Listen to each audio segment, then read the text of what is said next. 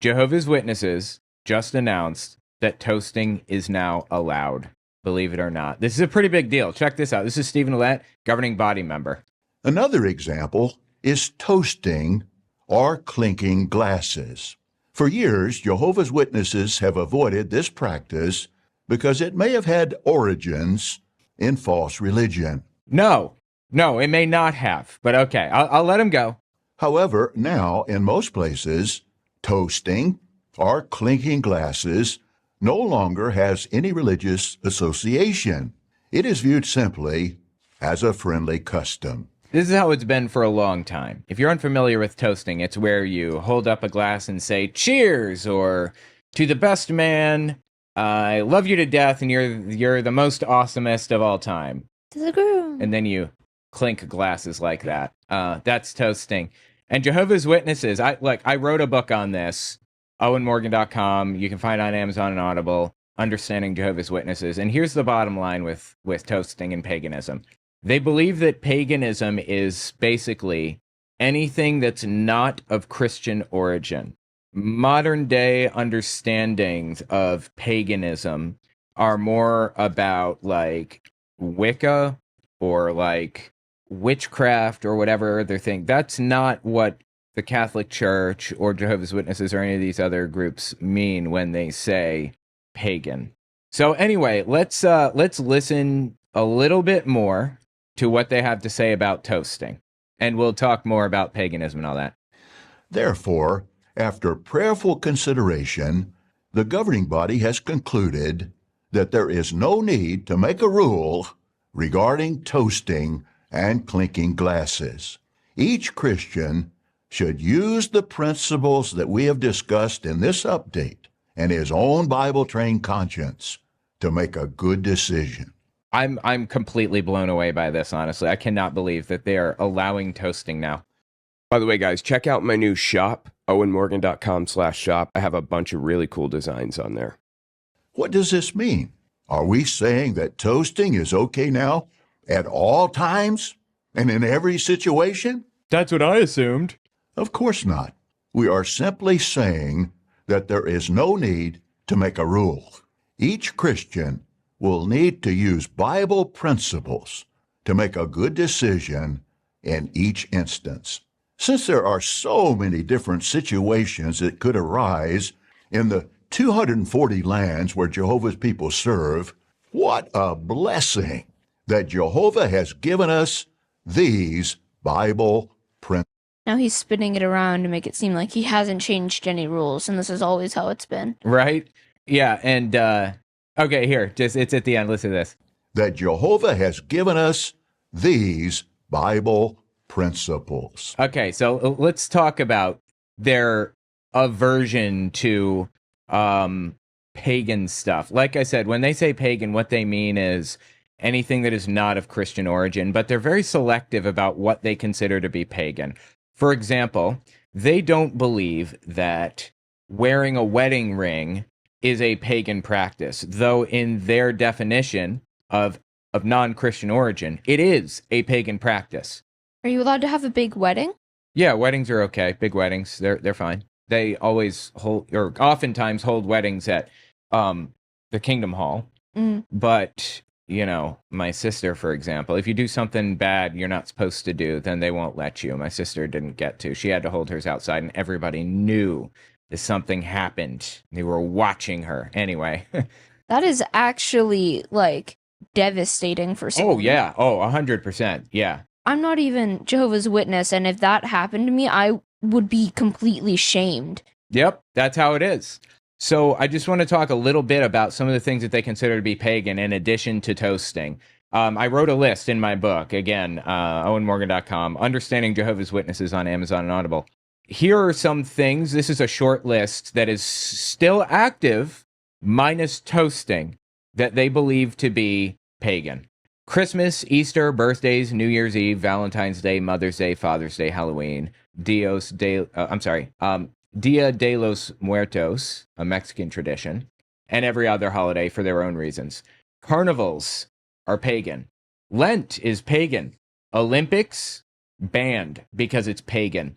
Weddings, throwing rice, Throwing the bouquet or wedding marches are pagan. Weddings are okay, but the marches and stuff and throwing rice, they are not okay. Rosary beads, the Star of David, and astrology, pagan. Symbols on graves such as fish, anchor and dove, and peacock, pagan. Let me zoom in here so we can see it more clearly. Mazes and labyrinths, believe it or not, pagan. The cross. Hell, although hell, they're incorrect on that. Jehovah's Witnesses believe this is a pagan origin, but it is not. The doctrine of hellfire is of Christian origin. Immortality of the soul, they think that that's pagan. Clerical celibacy, the Trinity, saying bless you. Philosophy, specifically Taoism, Confucianism, Greek philosophy, materialism, and Platonic philosophy, pagan. Offering incense to the dead, bowing to a picture of a deceased one, pagan. Throwing soil into a grave, throwing flowers into a grave, drawing halos on religious figures. The twist, yes, the twist, the dance, and other forms of dancing, pagan. Dancing is wrong? Oh, well, these specific forms of dancing are, yes, and we'll get into that a little bit more in a second. The following is a list of things that have pagan roots but are acceptable anyway. We can add toasting to that. The bride wearing a veil, bridesmaids having the same color as the bride or even white. That's of pagan origin, but not banned by Jehovah's Witnesses. The wedding ring, acknowledged pagan roots but deliberately ignored. Their website says it has pagan origins, but it's okay. Toasting, wedding cake. Okay, I don't know why I put toasting in this category because it actually belonged in the other one. Wedding cake, calendars, using flowers at a funeral. Piñatas, technically not banned, but heavily discouraged. Disfellowshipping, initially believed to have pagan origins. Still, the practice was implemented within 5 years of releasing an article condemning it as pagan. So I went through each of these in my book, and I want to touch on the twist specifically. If you don't know the twist, it got really popular in the 50s/60s. Let me just show you the twist, the dance. Okay, God, I don't want to get hit with copyright, so I'm going to turn the music off. But here, let's just, yeah, here you go. This is the twist. This is the twist. This is what they're doing, the twist. This is pagan, people. You can't do this. Banned. Know the twisting. Anyway, let me tell you why this is banned. I know you're thinking, well, it's probably banned because they're little, they're scantily clad, if you will, right? I'm No. liking those outfits. No, that's not why it's banned. Oh. All right, so the twist, here's what I wrote about the twist. Dancing is heavily restricted. There was an era of, American culture when dancing was very popular, but banned in a lot of places. Actually straight up banned to do dancing, to go out dancing and stuff. Forbidden by law. And it was during the 1950s timeline, give or take. That's why the movie Footloose did so well. Do you know that movie? Yeah. Yeah, Footloose was about how they banned dancing. And today it's so quaint. It's like, okay, you banned dancing. That would never happen. No, that's why they made the movie. It was really happening, for real. So anyway, Jehovah's Witnesses weighed in on dancing at the time. Jehovah's Witnesses have even addressed dancing. In the 1960s, there was a fear-mongering campaign over dancing. Jehovah's Witnesses always have some input on political issues, and members are expected to adopt those positions. However, having political positions of your own is banned. Here's what Jehovah's Witnesses have to say about dancing. This is active current doctrine, by the way. It is actively on their website that can be searched, and this is copy and pasted from their website. Many of the news reports will likely have a few words about the origin of a new dance, and this is true of the twist. Time magazine, for instance, commented, and I'm going to read it in a second, but just for the record, I couldn't find the actual quote in Time magazine. I looked. So this is from Jehovah's Witnesses' website. The twist at first was an innocent enough dance. It has since been largely discarded in favor of such refinements as the roach and the fly, associating it with disgusting things intentionally. That's how propaganda works. But the youngsters at a certain New York nightclub have revived the twist and parodied it into a replica of some ancient tribal puberty rite. Again, where's the source on this? What are you talking about? They claim this is from Time magazine. I could not find it. The dancers scarcely ever touch each other or move either feet. Everything else, however, moves. Like this, kind of, Well, I guess they're moving their feet here. Yeah, so this is the twist, but I guess they're talking about the roach or the fly in this one.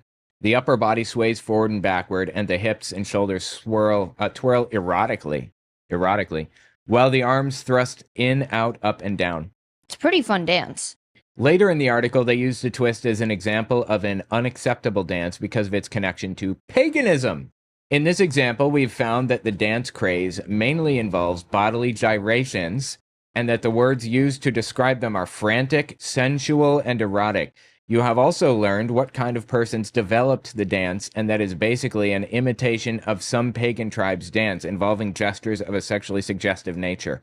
Wait until they see dancing today. I know. They're going to be so upset. Oh, they don't even care anymore. They don't care because it was a ridiculous, nonsensical culture war at the time that meant nothing. It's a dance. But they banned the twist, and they banned a bunch of other types of dances, and they banned mazes and labyrinths as pagan, they banned the Olympics as pagan, and they banned toasting as pagan, though they completely ignore other things like wedding rings, like I said. I wonder if they're going to revisit the twist dancing at some point. You think they're going to revisit that? Should I twist dance when I go visit Grandma?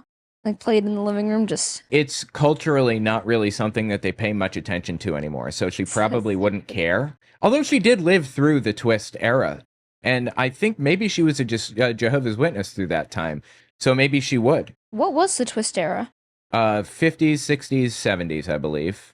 So anyway, yeah, the point that I'm so laboriously getting to here is that Jehovah's Witnesses are very picky and choosy about the things that they complain about. And I guess they've given up on toasting as one of the things that you're not allowed to do. That is absolutely fascinating. Every time I dance, I'm secretly summoning an ancient pagan demon, so... Okay, yeah, sense. me too. That's why they do it. That's why they banned it. Just make sure that you can't. Toasting's okay. Saturday plans ruined. Right. I have a section on toasting here, actually. Birthdays, Christmas. Michael Jackson. Yeah, you gotta read the book to find more, but it's unrelated. Sneaky plug there. Hold on, I'm looking for the... Okay, here, this is a little section. I wrote 2 books, actually. One, Understanding Jehovah's Witnesses, and the other, 100 Questions for Jehovah's Witnesses. This is in the 100 Questions, and it's at the end of the Understanding Jehovah's Witness book. Why is toasting at weddings banned for Jehovah's Witnesses? Jehovah's Witnesses are banned from toasting at weddings because of, you guessed it, the possible connection to paganism. Here's what they said about it previously. A common practice at weddings and on other social occasions is toasting. The 1995 International Handbook on Alcohol and Culture says, toasting is probably a secular vestige of ancient sacrificial libations in which a sacred liquid was offered to the gods in exchange for a wish, a prayer summarized in the words long life or to your health. True, many people may not consciously view toasting as a religious or superstitious gesture. Still, the custom of lifting wine glasses heavenward might be viewed as a request to heaven, a superhuman force for a blessing in a way that does not accord with what was outlined in the scriptures. And then I said, that was from Jehovah's Witnesses, chapter 13, Celebrations that Displease God. Keep Yourself in God's Love, 2008. So as recently as 2008, they talked about it as evil. Toasting, this is me talking now, toasting the Olympics and carnivals are just as removed from paganism as wedding rings and wind chimes. Despite that, wind chimes and wedding rings are allowed while others are not. The governing body claims to receive guidance from God himself. They claim the Watchtower Society has been Jesus' chosen representative on earth since 1919. Why would Jehovah apply rules unevenly? And now we can say, more importantly, why would Jehovah tell them toasting was wrong, and then it was right, and then it was wrong, and then it was right, over and over and over again like this? Why would he do the exact same thing about organ donation?